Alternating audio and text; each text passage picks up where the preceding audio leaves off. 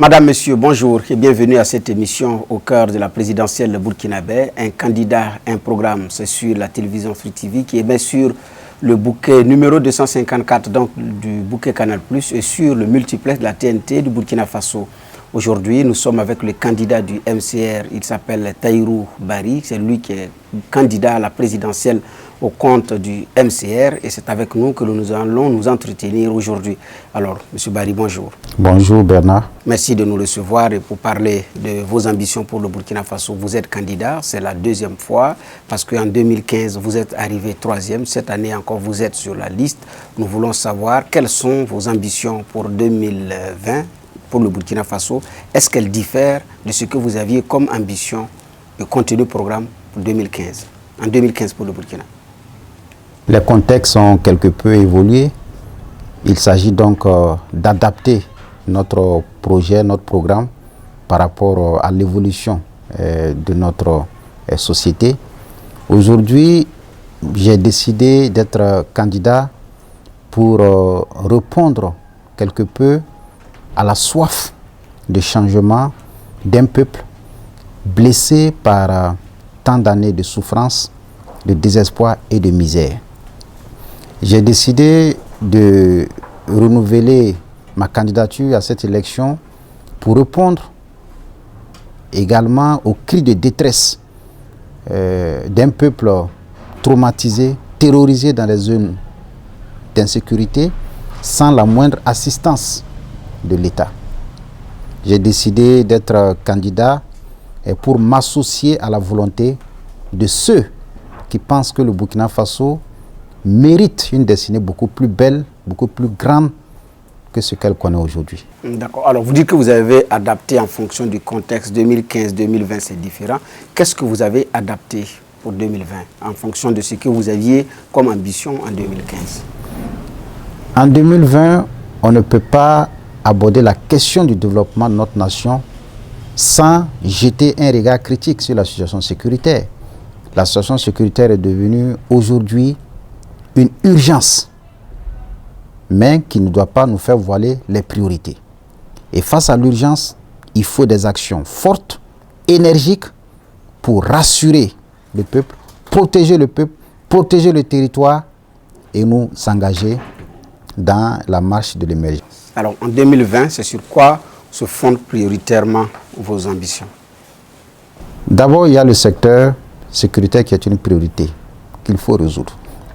Et je pense qu'il est impérieux de doter aux forces de défense et de sécurité des moyens conséquents, adaptés, modernes pour faire face à l'ennemi.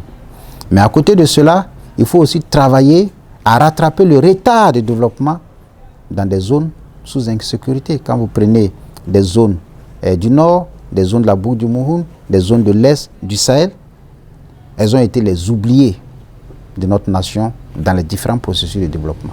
Il faut éviter que ce soit des terreaux fertiles au terrorisme. Il y a également la nécessité, côté sécuritaire,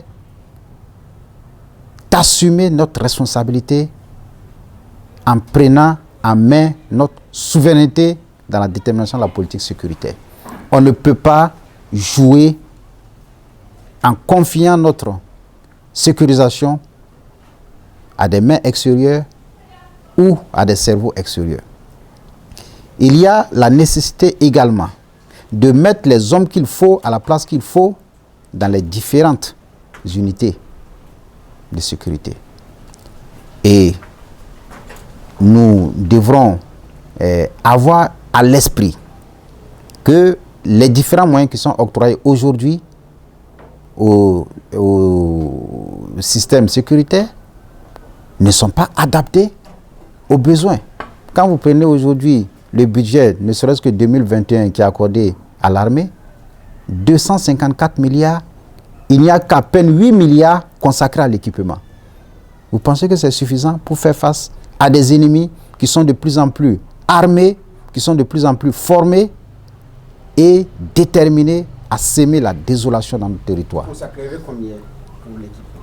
Nous avons décidé de réexaminer la loi de programmation militaire pour la porter de 725 milliards à 1000 milliards, avec un pourcentage au moins de 25% accordés à l'équipement. Parce qu'il n'est pas normal que dans une guerre aussi meurtrière, avec des adversaires surarmés, que nous ayons des moyens rudimentaires de défense. Combien de vies auraient pu être sauvées si on avait mis un accent dans l'équipement de nos forces de défense et de sécurité? Pas de matériel de protection conséquent, pas de moyens aériens conséquents, pas de moyens de communication conséquents, pas de moyens de visibilité conséquents, pas d'armement conséquent. Je pense qu'il y a un souci à ce niveau et il y a nécessité de corriger cela dans les plus brefs délais. Mais votre programme ne va pas concerner seulement que les questions sécuritaires. Alors, il y a aussi les questions de la bonne gouvernance, les questions de la relance économique et pour certains candidats, la question de la réconciliation aussi est un point d'honneur. Pour vous, cette question de réconciliation fait partie de vos priorités ou c'est juste une urgence que vous allez évacuer rapidement ou passer à autre chose? La réconciliation est un impératif et quand vous prenez la devise de notre parti, du MCR, c'est travailler à unir les fils et filles de la nation. Vous prenez le slogan, c'est pour un Burkina plus fort et uni. Il faut aller vers la réconciliation. Mais la réconciliation doit s'appuyer sur le triptyque vérité, justice et réconciliation. On ne peut pas construire une réconciliation sans que des zones d'ombre ne soient éclaircies, sans que des torts ne soient corrigés, sans que des responsabilités ne soient situées. Et c'est à ce prix qu'on peut aller vers une véritable réconciliation avec l'apaisement des cœurs et un véritable pardon. Alors, M. Barry, en plus des questions de réconciliation nationale, il y a au Burkina Faso la question de la bonne gouvernance. Pour une saine gestion des ressources, qu'est-ce que vous avez comme plan pour garantir la bonne gouvernance? La bonne gouvernance, c'est les principes, les 5 principes. Responsabilité, état de droit, fiabilité, ouverture, transparence. Il faut appliquer les principes. Il faut également engager un véritable combat contre les délinquants professionnels, les fraudeurs professionnels. Et c'est ce qui est en train de ronger à petit feu nos richesses. C'est ce qui est en train de ruiner notre pays. C'est pourquoi nous avons envisagé dès les premiers moments de notre mandat, si nous avons la confiance du peuple, engager ce que nous avons appelé une opération dragon contre la corruption, contre les détournements, contre les fraudeurs professionnels. Et c'est à ce prix également qu'on peut restituer toutes nos ressources et les orienter vers la satisfaction des besoins des masses. Tout ceci est bien, mais l'opération Dragon, quand elle va être en phase opérationnelle, comment est-ce que ça va fonctionner exactement? Non, il suffira de mettre à la disposition des différentes structures spécialisées de contrôle des moyens qu'il faut et surtout de leur donner la liberté d'agir. Parce qu'en la matière, Dieu seul sait les interventions du politique dans le système. Dieu seul sait les défaillances en termes matériels, en termes humains, en termes de formation de ces équipes pour mener à bien leur mission. Et c'est tout cela qui doit être corrigé. Les questions de on a parlé de la bonne gouvernance, mais il y a aussi la question de la relance économique. Comment faire en sorte qu'on puisse avoir une saine distribution des fruits de la croissance? Comment impulser ce développement-là en procédant à une bonne relance économique? Sur quoi est-ce que vous, candidats du MCR, vous allez axer les démarches? Vous voyez que déjà la pyramide de notre économie est renversée. Le secteur primaire, qui devrait être la principale source de richesse, est à 20%, est à 27%. Le tertiaire est à 53%. Il faut renverser la pyramide. Qu'est-ce qu'il faut mener comme action forte? C'est de travailler à corriger le déficit de productivité et de compétitivité dans notre économie. La productivité, c'est de mener des actions pour booster notre production. Quand je prends le secteur rural, au niveau du domaine agro-silvo-pastoral, mais il faut des actions fortes.